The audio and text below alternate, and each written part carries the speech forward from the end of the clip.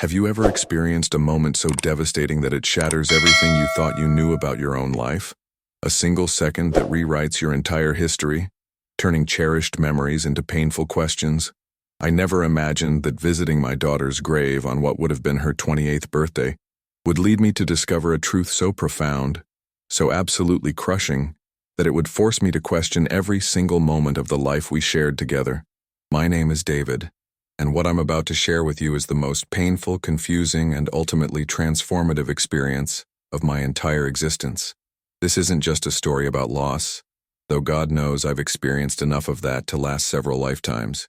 This is a story about secrets, about the hidden chambers of the human heart, about how the people we love most can carry entire worlds inside them that we never see, never touch, never even suspect exist.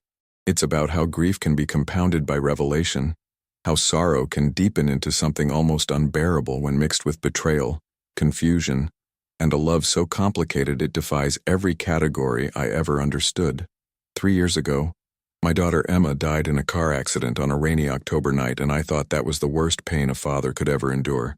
I was wrong.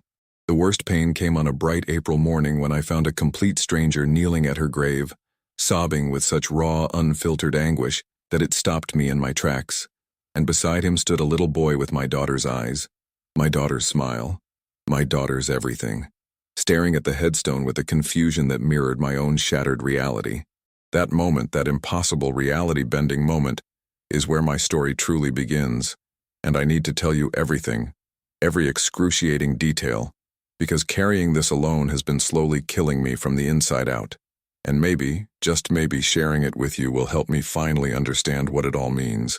I remember the morning with painful clarity, the kind of sharp-edged detail that trauma burns into your memory forever. I woke up early around 5:30, which had become my routine since Emma died. Sleep, and I had developed an uneasy relationship, a tentative truce that usually broke down somewhere around 3 or 4 in the morning when the nightmares came, when I'd see her face in that hospital bed, pale and still, the machines already silent because there was nothing left to measure. No heartbeat to track, no breath to monitor, just the awful absence of the daughter who had been my entire world since the day she was born 25 years before that terrible October night.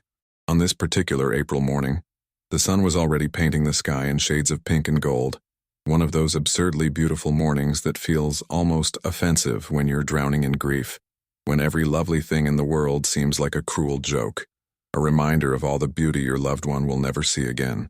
I made coffee in the kitchen of the Too Quiet house, the house that Emma and I had shared after her mother, my wife Rachel, died of cancer when Emma was only 12. It had been just the two of us for 13 years, father and daughter against the world, and we'd been so close, or at least I thought we had been so close, that I believed I knew everything about her, every dream, every fear, every hope and disappointment.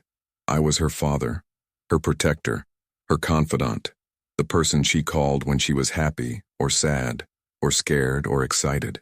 We talked every single day, even after she moved into her own apartment downtown to be closer to the advertising agency where she worked. We had Sunday dinners together. We watched terrible reality TV shows and laughed at the absurdity. We took road trips to the coast and collected sea glass. We were best friends in addition to being family, and I thought that meant I knew her completely, that there were no secrets between us, no hidden corners of her life that she kept locked away from me. How arrogant I was. How foolishly, painfully arrogant. I drove to Oakwood Cemetery as the city was waking up, the streets still mostly empty, just a few early commuters and joggers out in the cool spring air. Emma was buried in the older section of the cemetery, under a massive oak tree that she would have loved near a small pond where ducks congregated in the mornings. I'd chosen the spot carefully, wanting her to have beauty around her, wanting her final resting place to be somewhere peaceful and lovely, somewhere that reflected the warmth and light she'd brought into the world during her too short time here. I visited her every week without fail, sometimes more often when the grief became too heavy to carry alone, when I needed to sit beside her and talk to her the way we used to talk over coffee on Sunday mornings, telling her about my week, about the mundane details of life continuing without her, about how empty everything felt, how colorless, how wrong. The cemetery was quiet that morning, just the sound of birds singing in the trees and the distant hum of traffic on the main road. I parked in my usual spot and grabbed the fresh tulips I'd brought. Her favorite flowers, bright yellow ones that reminded me of sunshine and happiness and all the things that seemed to have died with her. I walked the familiar path through the rows of headstones, each one marking a story cut short, a life that had mattered desperately to someone, and as I rounded the bend near the oak tree, I saw him, this man I'd never seen before in my life, kneeling at Emma's grave with his head bowed, his shoulders shaking with sobs that I could hear even from 30 feet away, and beside him, holding his hand and staring at Emma's headstone with wide, confused eyes, was a little boy who couldn't have been. More than 4 years old with dark curly hair and a face that made my heart stop beating, made the world tilt sideways, made everything I thought I knew crack right down the middle. I stood there frozen, unable to move, unable to breathe, unable to process what I was seeing. The man was maybe in his early 30s, wearing jeans and a dark blue sweater, his face buried in his hands as he knelt on the grass that I'd helped plant over her grave 3 years ago. The little boy was wearing a red jacket and tiny sneakers, and he kept tugging on the man's sleeve, saying something I couldn't hear from where I stood, his small voice carrying concern and confusion in equal measure. But it was the boy's face that had paralyzed me, that had sent ice water through my veins and made my hands shake so badly I nearly dropped the tulips. He looked exactly like Emma had looked in her childhood photos, the ones I had in albums all over the house, the ones I sometimes tortured myself with late at night when the loneliness became unbearable. The same dark curls, the same wide brown eyes, the same slight dimple in his left cheek, the same way of tilting his head when he was concentrating on something. It was like looking at a ghost, like seeing my daughter alive again but smaller, younger, impossible. My mind struggled to make sense of it, racing through explanations that ranged from rational to absurd. Maybe it was just a coincidence, just a child who happened to look like Emma. Just my grief-addled brain seeing connections that didn't exist, projecting my daughter's features onto a random stranger's child because I missed her so desperately. But even as I tried to convince myself of this, I knew it wasn't true. Knew it in my bones, in the sick feeling spreading through my stomach, in the way my heart was hammering against my ribs like it was trying to escape my chest. I finally forced my feet to move, walking slowly toward them, each step feeling like I was walking underwater, like I was moving through some thick, resistant substance that didn't want to let me reach them, didn't want me to close the distance between ignorance and knowledge, between the life I thought I'd lived and whatever truth was waiting for me at my daughter's grave. The man must have heard my footsteps on the grass because he looked up suddenly, his face streaked with tears, his eyes red and swollen, and when he saw me approaching, something like recognition flickered across his features, followed immediately by what looked like fear, or maybe guilt, or some complicated mixture of both. He struggled to his feet, wiping at his face with the back of his hand, and the little boy pressed against his leg, looking up at me with those impossible eyes, Emma's eyes, and I felt like I might collapse right there, might just sink down onto the grass and never get up again. The man opened his mouth to speak, but no words came out at first, just a strangled sound that might have been the beginning of my daughter's name, and we stood there in terrible silence. 3 people connected by something I didn't yet understand, something that was about to change everything I thought I knew about my daughter, about my life, about the very nature of truth itself. "I'm sorry," the man finally managed to say, his voice hoarse and broken, thick with emotion. "I'm so sorry. I didn't think anyone would be here this early. I just needed to come. I needed to bring him." He gestured down at the little boy, who was still watching me with cautious curiosity, and I realized with a jolt that the man thought I was just another mourner, another random visitor to the cemetery, that he didn't know who I was, didn't realize he was standing in front of Emma's father. I found my voice somehow, though it came out rough and strange, not quite my own. "Who are you?" I asked, and the simple question hung in the air between us, weighted with all the terrible significance of this moment, this impossible encounter. The man's face crumpled slightly, fresh tears spilling down his cheeks, and he looked down at the headstone, at Emma's name carved in granite, at the dates that marked the boundaries of her too short life, and when he looked back at me, there was such profound pain in his eyes that it almost made me take a step back. "My name is Marcus," he said quietly, and then, after a long pause that seemed to stretch for hours, "I was Emma's boyfriend, her partner. We were together for almost 3 years." The words hit me like physical blows, each one landing with devastating force.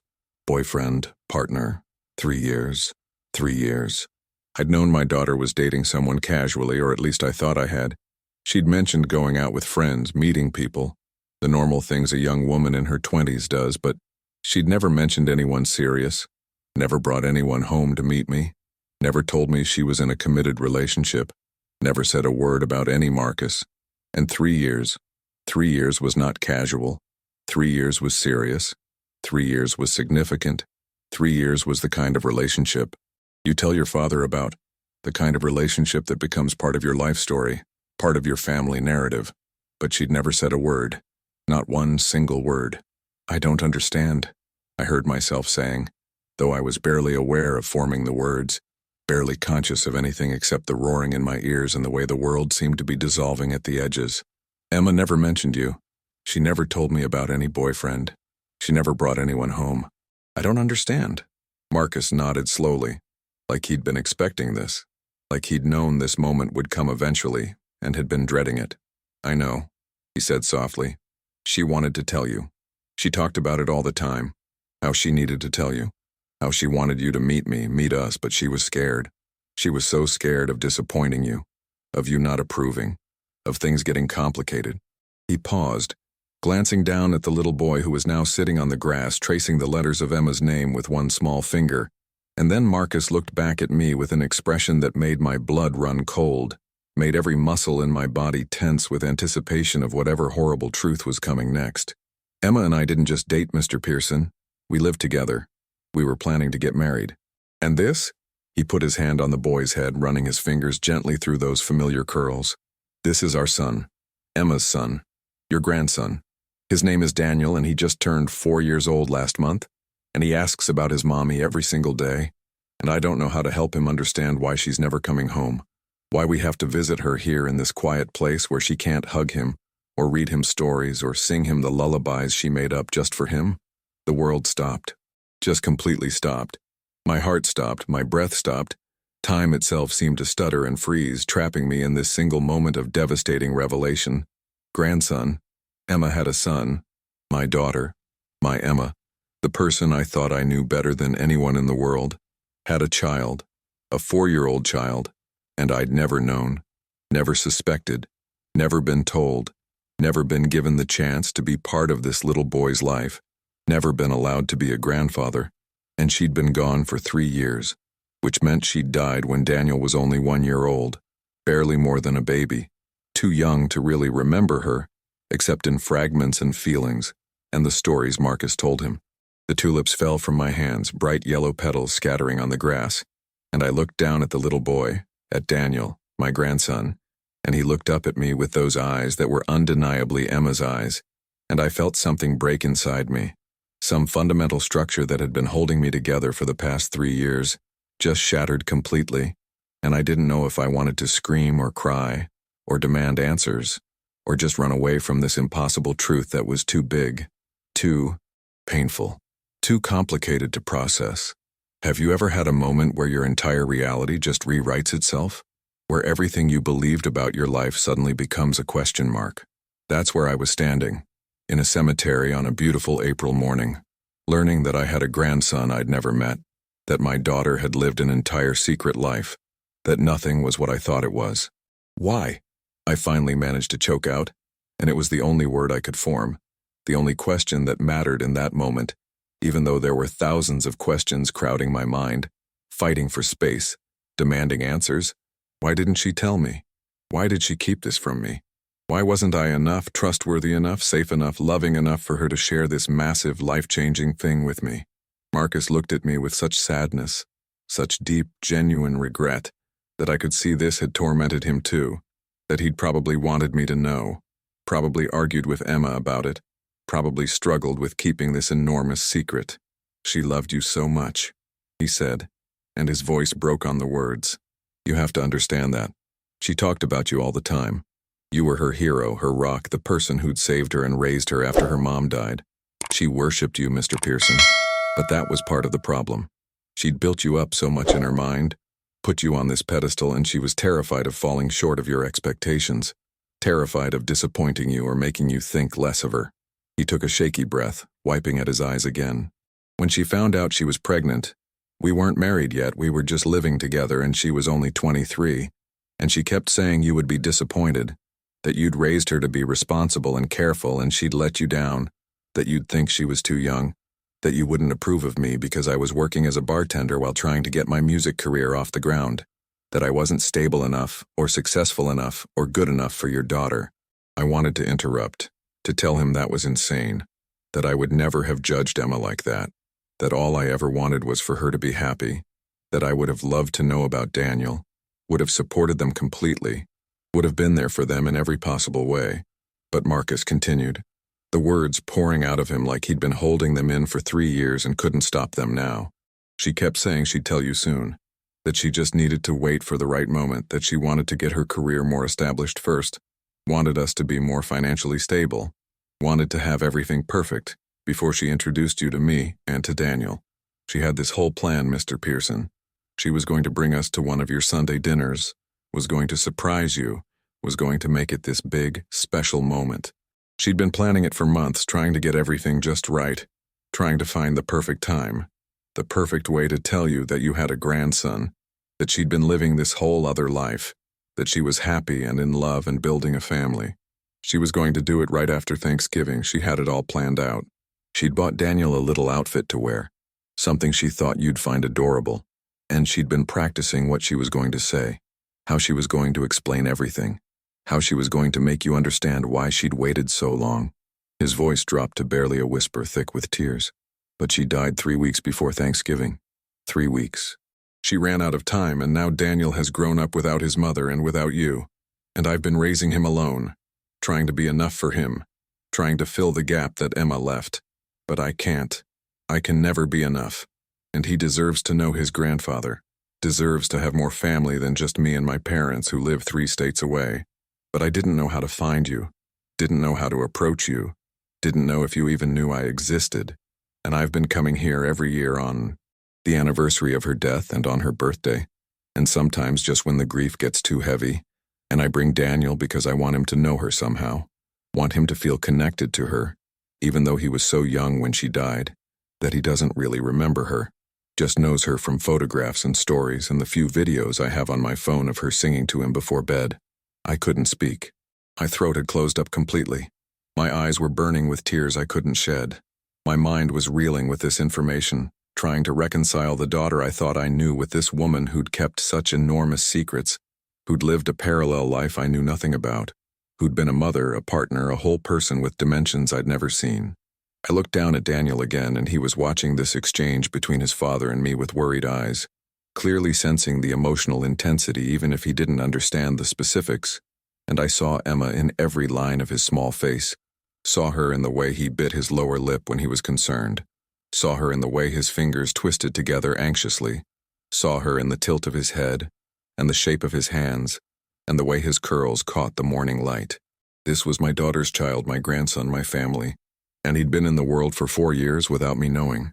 4 years of birthdays and first steps and first words and bedtime stories and all the small, precious moments that make up a childhood, and I'd missed all of it, been absent from all of it, been kept away from all of it, not by malice but by Emma's fear, by her misguided attempt to protect me or herself or both of us from some imagined disappointment or disapproval that would never have materialized, because all I ever wanted was her happiness. All I ever cared about was her being loved and safe and fulfilled. And if she'd found that with Marcus, if she'd built a life and a family that brought her joy, I would have celebrated it, would have embraced it, would have welcomed Marcus and Daniel into my life without hesitation. But she'd never given me that chance, never trusted me enough to take that risk, and that realization hurt almost as much as losing her in the first place. "How did you know who I am?" I asked, my voice coming out hoarse and strange. Marcus gave a sad, small smile.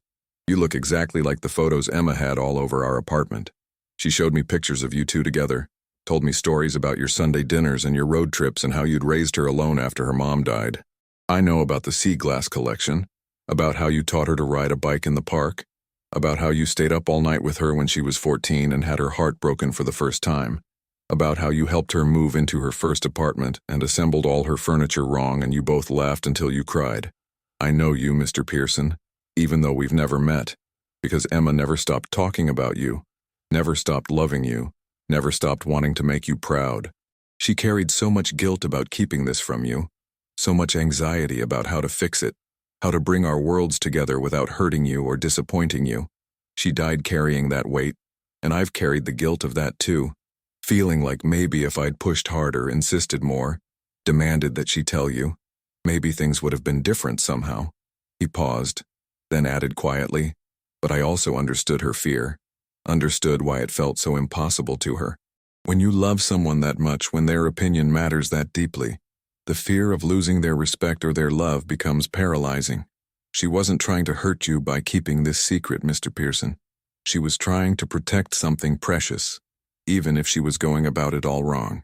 I finally looked directly at Marcus, really looked at him, and I could see the exhaustion in his face, the weight of 3 years of solo parenting, 3 years of grief and guilt, and struggling to be enough for a child who'd lost his mother before he was old enough to really know her.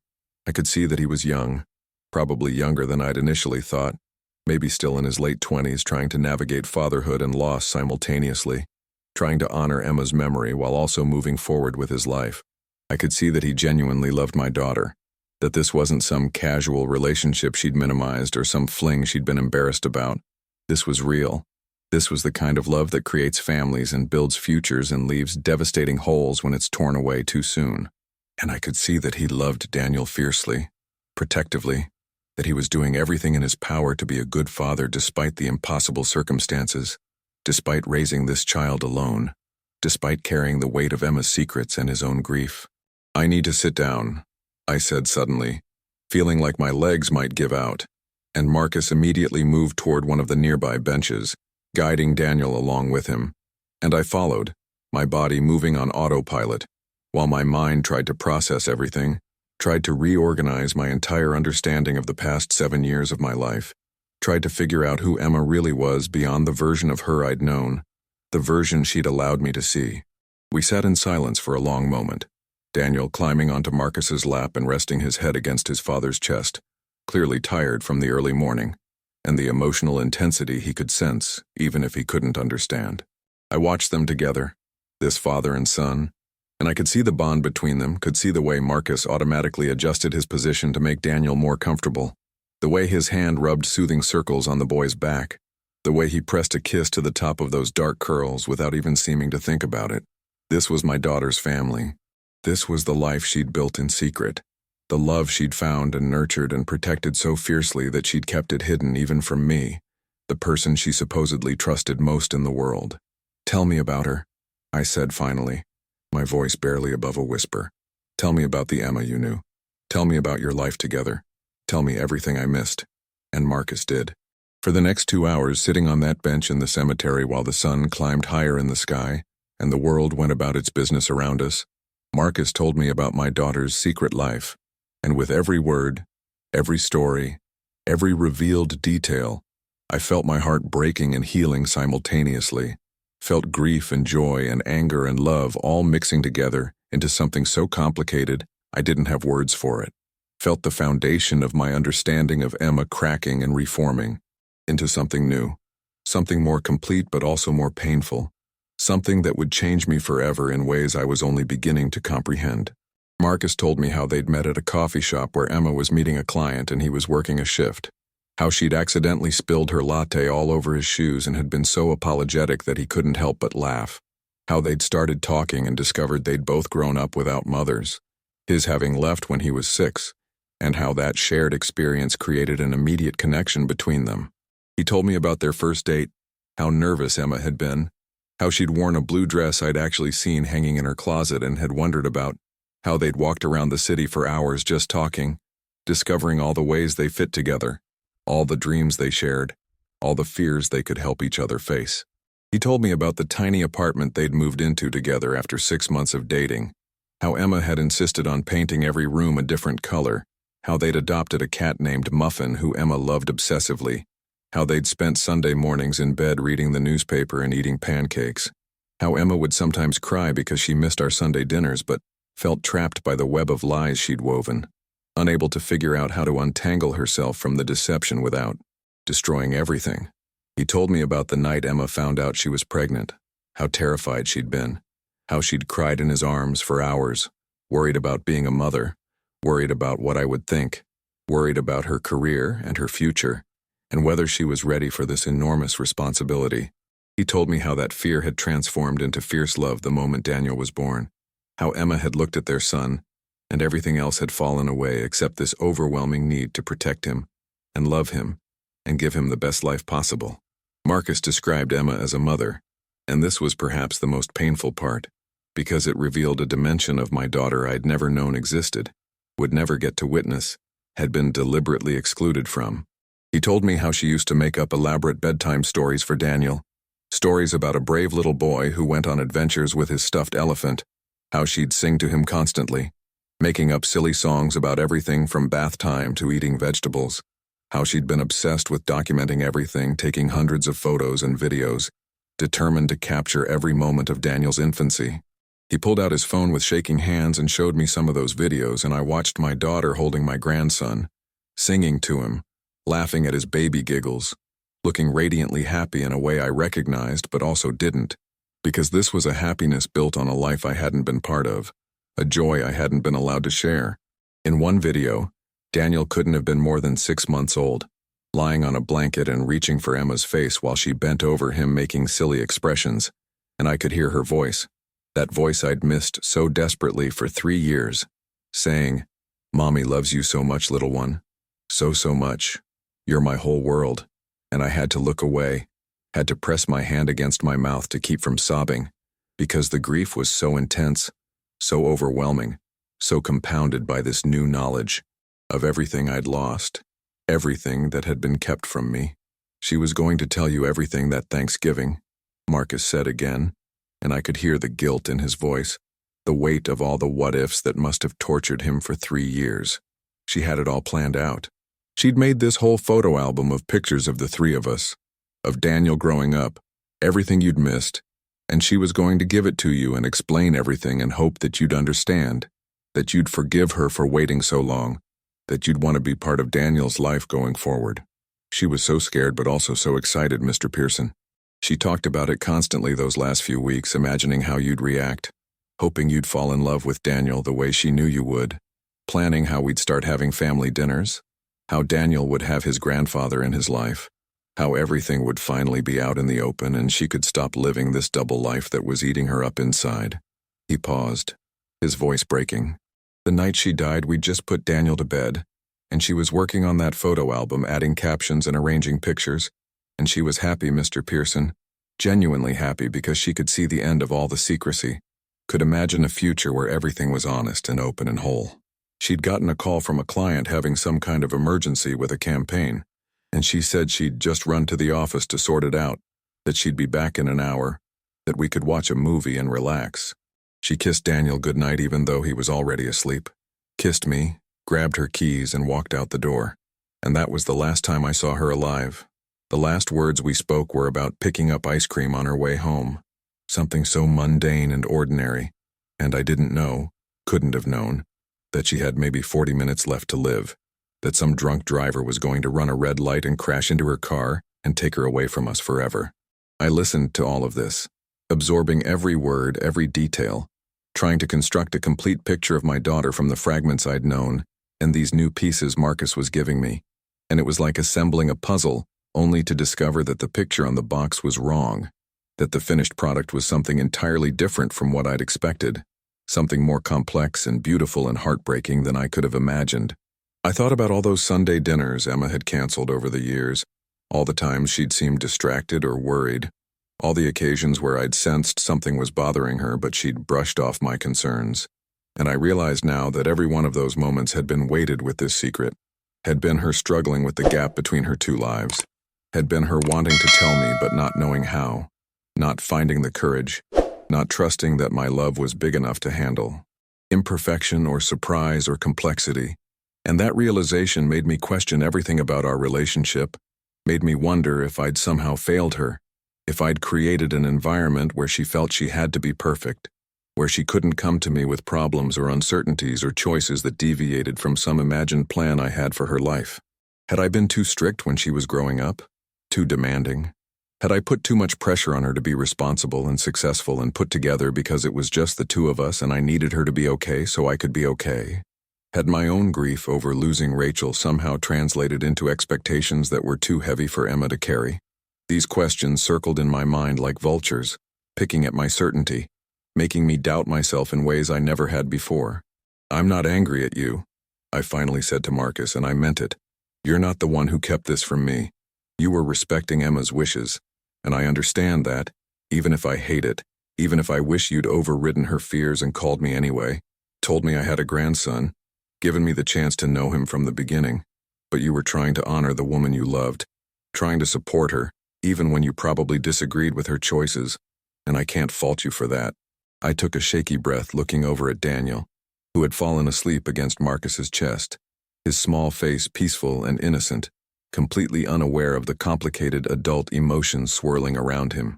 "But I am angry at Emma," I continued, and saying those words out loud felt like a betrayal, like I was speaking ill of the dead, like I was violating some sacred rule about how you're supposed to only remember the good things about people who've died.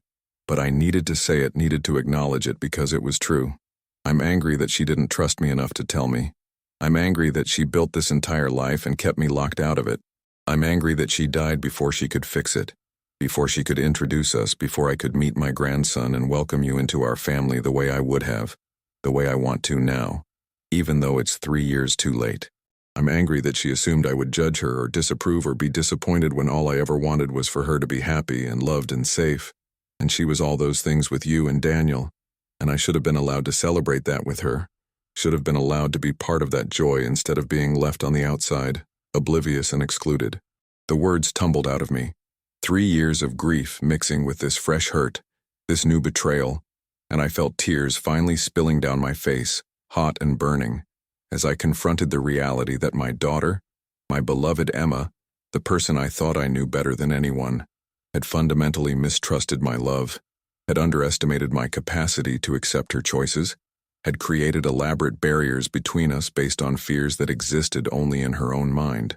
Marcus reached out and put his hand on my shoulder, a gesture of comfort from this stranger who wasn't really a stranger at all, who was connected to me through the most profound loss, through shared love for Emma, and for this sleeping child who carried her forward into the future. "She knew you'd feel this way," Marcus said softly. "That's part of why she was so scared. She knew the longer she waited, the worse it would be, the more hurt you'd feel when you finally found out, but she got trapped in that cycle, you know? Where the fear of telling you made her wait, and the waiting made it scarier to tell you, and it just spiraled until she felt like she'd waited too long, like there was no good way to fix it anymore. She hated herself for it, Mr. Pearson. She'd lie awake at night sometimes crying about it, feeling like she was failing you and failing us, caught between these two parts of her life that she loved equally but couldn't figure out how to merge. She wasn't trying to hurt you. She was trying to protect everyone, including herself, even though that's impossible, even though trying to protect everyone often means hurting everyone in different ways. We sat in silence for a while, both of us crying quietly, both of us grieving Emma in our different ways, both of us trying to make sense of the choices she'd made and the consequences we were left to navigate. The cemetery was getting busier now, other visitors arriving to tend to graves or place flowers or sit with their own losses, and I was aware that we couldn't stay on this bench forever, that at some point we'd have to leave this liminal space and figure out what came next, how to move forward from this devastating revelation. I looked at Daniel again, studying his small features, trying to memorize every detail, trying to see my daughter in him, trying to see myself in him, trying to understand this new reality where I was a grandfather, where I had family I hadn't known about, where my life could expand in directions I'd thought were closed off forever when Emma died. "What now?"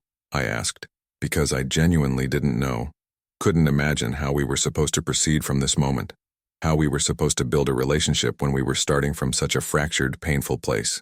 Marcus looked at me with hope and fear mixed together in his expression, and I realized that he'd been carrying his own terror about this encounter, his own worry about how I'd react, whether I'd want to be involved in Daniel's life, or whether I'd reject them both, blame them for keeping this secret, turn away from the complications and the pain. "I want you to know your grandson," Marcus said simply. "I want Daniel to have his grandfather in his life. I want him to hear stories about Emma that I can't tell him because I didn't know her as a child. didn't know her in all the ways you did. I want him to see pictures of her growing up, to understand where half of who he is comes from, to feel connected to her through you. And selfishly, I want help, Mr. Pearson. These past 3 years have been the hardest of my life, trying to be everything for Daniel, trying to work and parent and grieve all at once, trying to figure out how to answer his questions about his mommy when I'm still trying to answer my own questions about why she's gone. I'm not trying to replace Emma or trying to give Daniel a new parent or anything like that, but I think we could help each other, if you're willing. I think we could both benefit from having family, from not being so alone in our grief, from sharing the love we both have for Emma and for this little boy who is the best part of both of us. His voice was shaking but sincere, and I could see that he was terrified of rejection, terrified that I might blame him or Daniel for Emma's secrecy, terrified that he might lose this chance to give his son an extended family, to have support in raising this child who deserves so much more than one exhausted grieving parent could provide alone. I looked down at my hands, at the age spots and wrinkles that had appeared in the 3 years since Emma died, evidence of time passing even when it feels like it's standing still, even when grief makes every day feel identical to the last. I thought about my empty house, about the Sunday dinners I ate alone, about the holidays that passed in solitary silence, about the crushing loneliness that had become my constant companion since losing Emma, and I thought about this little boy sleeping peacefully against his father's chest, this piece of Emma that was still alive, still growing, still moving forward into the future. I thought about the photo album Emma had been making, the one she'd been working on the night she died, the one that was supposed to introduce me to this secret family, and I wondered if Marcus still had it, if I could see it, if I could look at those pictures and captions and try to understand what Emma had been thinking, what she'd been feeling, what she'd wanted me to know. I want to know him, I said finally, the words feeling both monumental and obvious, both terrifying and necessary. I want to be his grandfather. I want to be part of his life if you'll let me, if you think that's best for Daniel, if you're willing to take that risk with someone who's essentially a stranger, even if we're connected by the person we both loved most. Marcus's face crumpled with relief, fresh tears spilling down his cheeks, and he nodded vigorously, unable to speak for a moment, and I understood that he'd been hoping for this, but hadn't dared to believe it would happen, had prepared himself for rejection just in case. "Thank you," he finally managed to whisper. "Thank you. Daniel needs you. We both need you. And I think Emma would be happy about this even though the circumstances are so wrong, even though it didn't happen the way she planned. But I think she'd be glad that we found each other, that we're not going to let her mistakes keep us apart, that we're going to do what she wanted to do but didn't get the chance to do."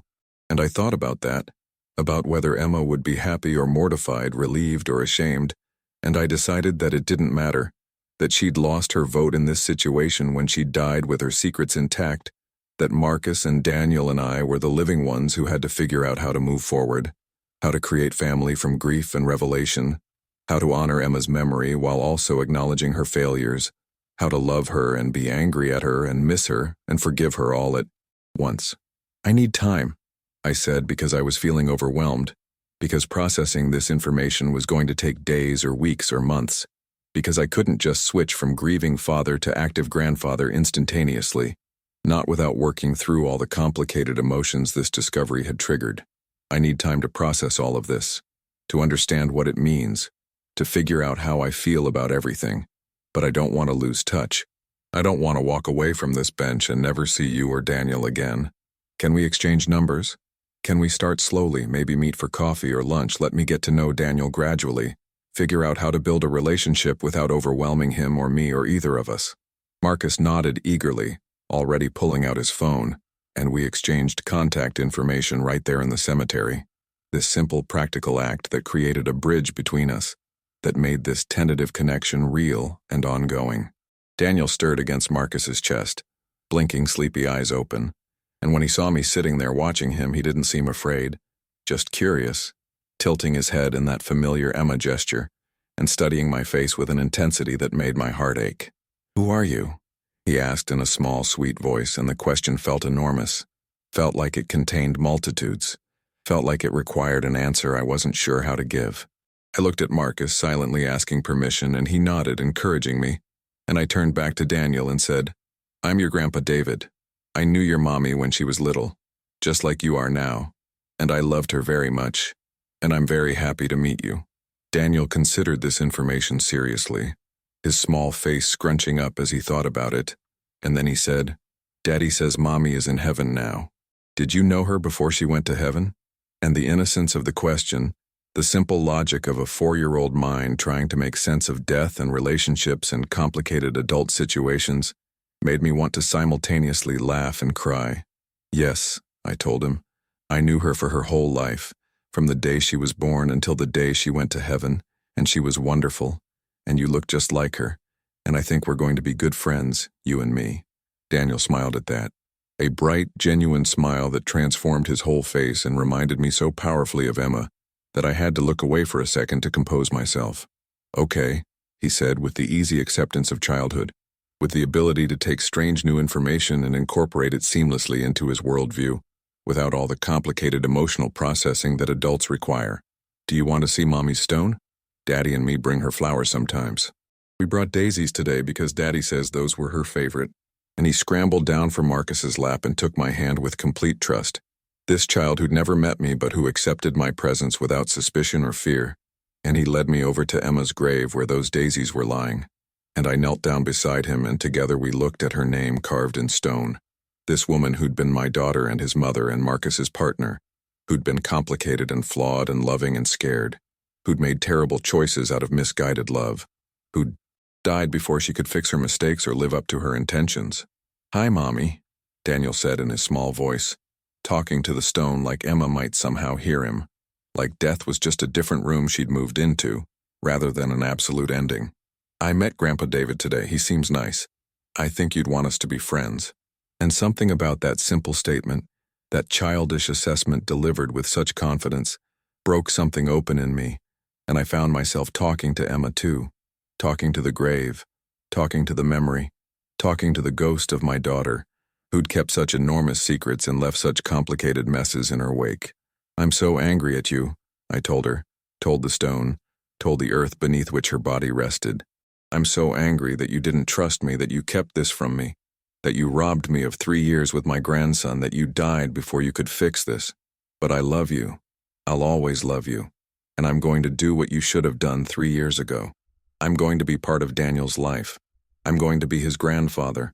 I'm going to tell him stories about you, show him pictures, help him know you in ways he can't through Marcus alone. I'm going to do this for him, and for you, and for me, because we're family, and that matters, and your fear doesn't get to keep us apart anymore. You don't get to control this from the grave, Emma. You lost that right when you chose secrecy over trust. But I forgive you, or at least I'm going to try to forgive you. I'm going to try to understand why you did what you did, even though it hurts, even though it's complicated, even though I wish things had been different." I felt Marcus's hand on my shoulder again, felt his silent support, felt the weight of shared grief and shared hope mixing together, and I felt Daniel lean against my side, this small, warm presence that represented both loss and continuity, both endings and beginnings. Have you ever experienced something similar? Have you ever discovered that someone you loved had kept enormous secrets from you? Comment below and tell me your story, because I'm learning that carrying these complicated feelings alone only makes them heavier, that sharing them, even with strangers, can somehow make them a little more bearable. Over the next several months, Marcus and Daniel and I began the slow, careful process of building a relationship, of creating family from fragments and grief and tentative hope. It wasn't easy. And there were moments when the anger and hurt threatened to overwhelm everything else, when I'd look at Daniel and see all the moments I'd missed, all the firsts I hadn't been there for, all the ways Emma had excluded me from this crucial part of her life. There were nights when I'd lie awake replaying every conversation I'd had with Emma in those last 3 years, looking for clues I'd missed, signs I should have noticed, questions I should have asked, and torturing myself with all the ways I might have failed her. Might have created an environment where she felt she couldn't be honest with me. There were therapy sessions, so many therapy sessions, where I tried to work through the complicated tangle of emotions, where I tried to separate my grief for Emma from my anger at Emma, where I tried to understand that I could love her and be furious with her simultaneously, that those feelings weren't contradictory but could coexist in the messy reality of human relationships.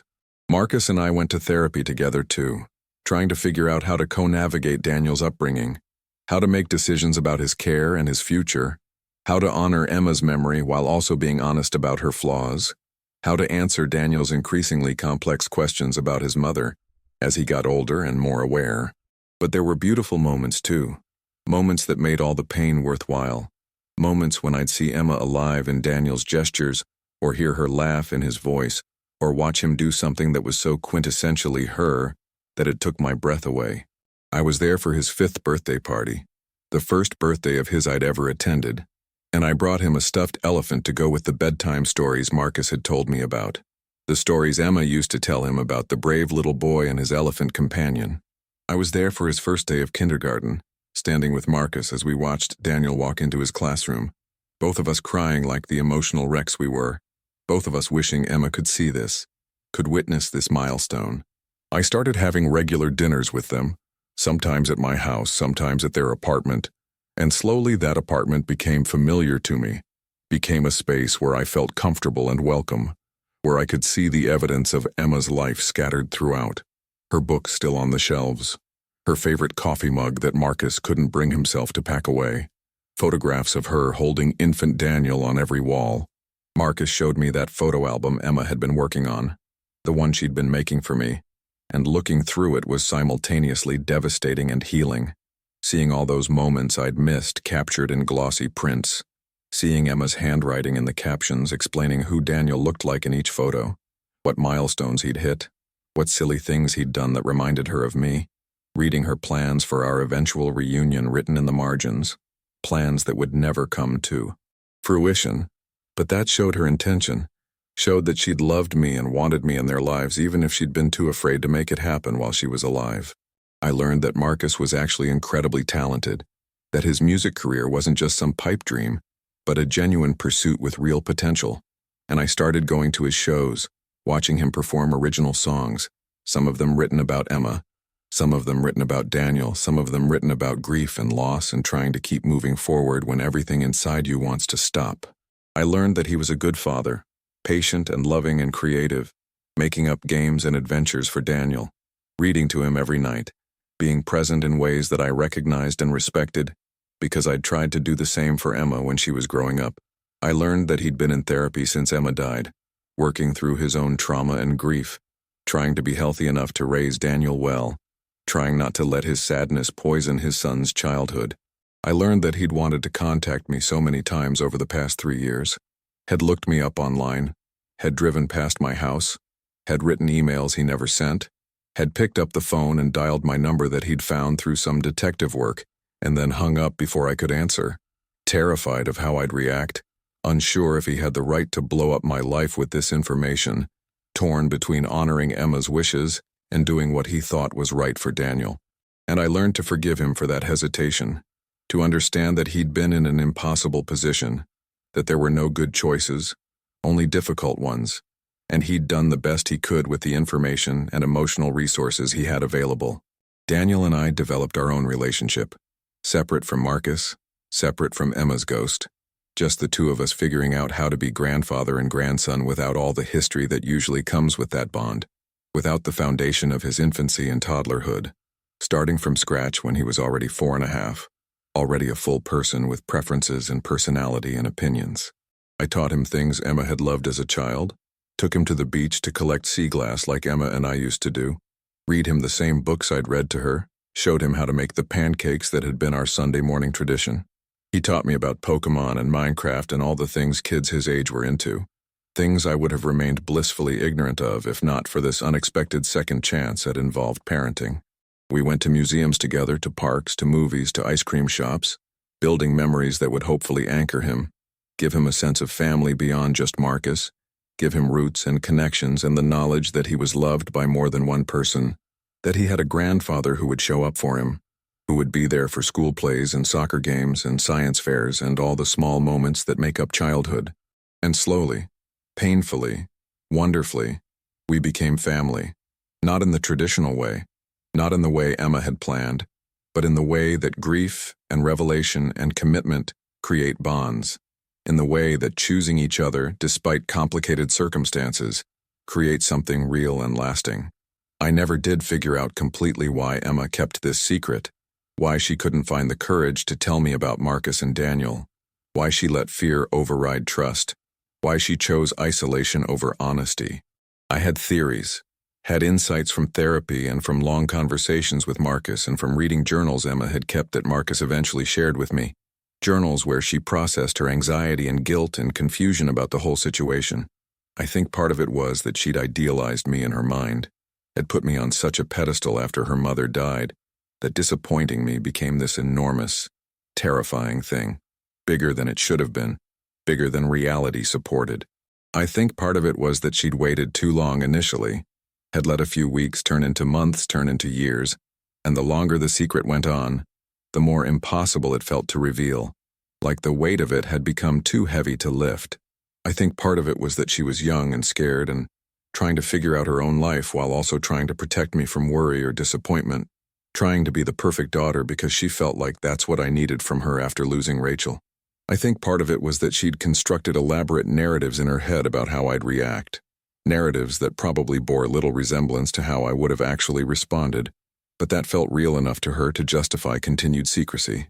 And I think part of it was just the human tendency toward avoidance, toward putting off difficult conversations, toward hoping that somehow things will resolve themselves or that the right moment will magically appear, and then suddenly it's too late. Suddenly you're out of time.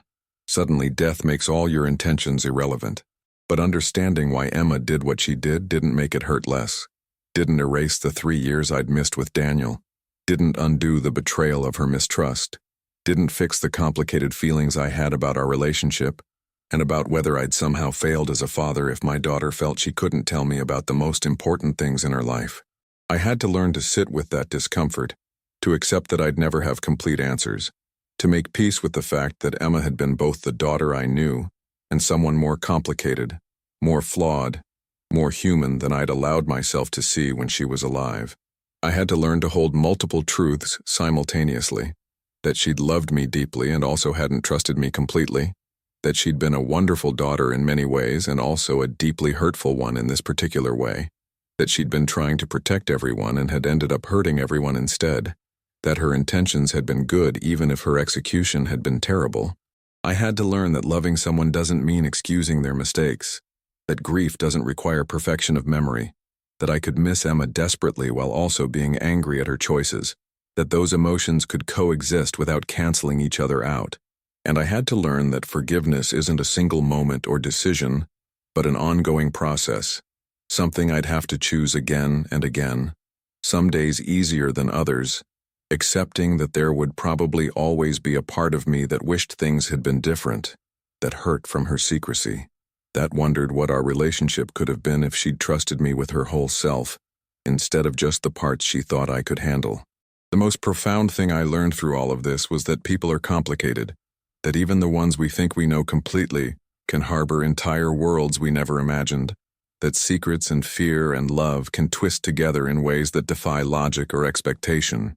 I learned that being a parent means accepting that your children will sometimes make choices you disagree with, will sometimes hurt you unintentionally, will sometimes be more flawed and human than you want them to be, and that loving them means making space for that imperfection, means continuing to show up even when they've disappointed you or confused you or broken your heart in ways you didn't think were possible.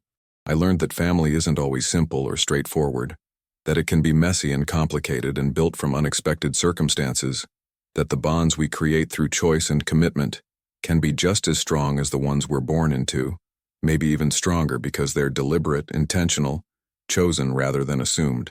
And I learned that it's never too late to begin again, to create new relationships, to find meaning and purpose and love in places you didn't know to look, that even when grief seems absolute and final, life has this strange way of offering second chances, unexpected gifts wrapped in tragedy and revelation, if we're brave enough to reach out and accept them. Daniel is 7 now, a bright, curious, loving child who talks about his mommy Emma with a mixture of reverence and matter-of-fact acceptance, who knows she's gone but also knows her through the stories Marcus and I tell, through the photographs we share, through the genetic inheritance that shows itself in his features and mannerisms and the way he approaches the world. He calls me Grandpa Dave and runs to hug me when I pick him up from school, tells me about his day with the kind of detailed enthusiasm that only children possess. Asks me questions about everything from dinosaurs to space, to whether his mommy liked the same ice cream flavors he does. He started asking harder questions too. Questions about why his mommy didn't introduce us when she was alive. Questions I try to answer honestly without burdening him with adult complexities, telling him that sometimes grown-ups make mistakes because they're scared or confused, that his mommy loved both of us very much but had a hard time figuring out how to bring our worlds together, that it wasn't his fault or my fault or anyone's fault really, just one of those sad, complicated things that happen sometimes. Marcus and I have become genuine friends, bonded by shared loss and shared love for Daniel, and by the recognition that we're both doing our best to navigate an impossible situation, to be enough for this child who deserves so much, to honor Emma's memory while also being realistic about her flaws, to create stability and love and family from the fragments she left behind. I still visit Emma's grave every week, still bring those yellow tulips, still talk to her the way I used to, but the conversations are different now, more honest, more complicated, filled with things I wish I'd said when she was alive, filled with forgiveness and anger and love and grief all tangled together in ways I'm still working to understand. Sometimes I bring Daniel with me, and we sit together in the grass beside her stone, and he tells her about school, or his friends, or whatever's on his 7-year-old mind, and I tell her about what Daniel's been up to, about how Marcus is doing, about how we're managing, about how much I wish she was here to see her son growing up, to see the family we've become despite everything, to know that her secrets didn't destroy us, but instead, somehow, in some strange way, brought us together, created bonds that might not exist if things had gone the way she'd planned. I tell her that I understand her fear a little better now, that I see how love and terror can create paralysis, how the desire to protect can transform into the very thing that causes harm, how good intentions pave roads to terrible destinations. I tell her that I forgive her on the days when that's true, and I tell her that I'm still working on it, on the days when the hurt feels too fresh, too immediate, too overwhelming. I tell her about Daniel's accomplishments and milestones, his first lost tooth, his first soccer goal, his emerging personality that's part her, part Marcus, part something entirely his own. And I tell her that I love her, always, regardless of everything else, because she's my daughter and that will never change. Because the bond between parent and child runs deeper than disappointment or betrayal or misunderstanding. Because love is more resilient than I ever gave it credit for, more capable of surviving complicated truths and devastating revelations. So let me ask you something important, something I need you to really think about. This story I've shared with you, this painful, complicated, ultimately hopeful journey I've been on, it's about more than just one family's secrets and grief. It's about trust and communication, about the importance of being honest with the people we love even when it's terrifying, about how fear can make us do things that end up hurting the very people we're trying to protect. It's about how life is unpredictable and fragile and can end without warning, leaving our intentions unfulfilled and our mistakes permanent. It's about choosing to move forward even when the past is complicated, choosing to build family and connection even when the circumstances aren't ideal, choosing love even when it's hard, even when it comes with pain and confusion and no easy answers. Have you ever kept a secret from someone you love because you were afraid of their reaction? Have you ever discovered that someone close to you was living a parallel life you knew nothing about? Have you ever had to forgive someone for something that fundamentally changed your understanding of who they were? I want you to think about these questions, really sit with them, because I believe these experiences are more common than we admit, that most of us carry some version of this story, some secret or revelation or complicated truth that has shaped our lives in profound ways. Comment below and share your experience if you feel comfortable doing so, because I've learned through this whole journey that sharing these painful, complex stories helps all of us feel less alone, helps us understand that being human means being flawed and scared and sometimes making terrible choices while trying to do the right thing. And if this story touched you, if it made you feel something, if it reminded you of the importance of honesty and trust and not letting fear keep you from the people you love, I need you to do something for me. Leave a like on this video, because it helps this story reach more people, helps other people who might be carrying similar pain or secrets or complicated grief know that they're not alone. Subscribe to Through My Eyes for more real, raw, honest stories like this one, stories that don't shy away from complexity or difficulty, stories that honor the messy reality of being human. And make sure you hit that notification bell so you never miss a new story. So you're part of this community of people who believe in the power of sharing truth, even when that truth is painful, even when it's complicated, even when there are no easy answers or tidy resolutions. Because that's what life is, isn't it? It's complicated and messy and full of contradictions, full of moments where we have to choose between impossible options, full of revelations that change everything we thought we knew. But it's also full of love and resilience and the possibility of beginning again, of building something new from the pieces of what was broken, of finding connection and meaning even in the most unlikely places. Thank you for listening to my story, for sitting with me through the pain and the revelation and the slow process of healing and rebuilding. Thank you for being part of this journey with me. Even though we're strangers, even though you only know me through this screen, through these words, through this moment of vulnerability I'm choosing to share with you. Take care of yourself. Tell the people you love that you love them. Don't wait for the perfect moment because it might never come. Be honest even when it's scary.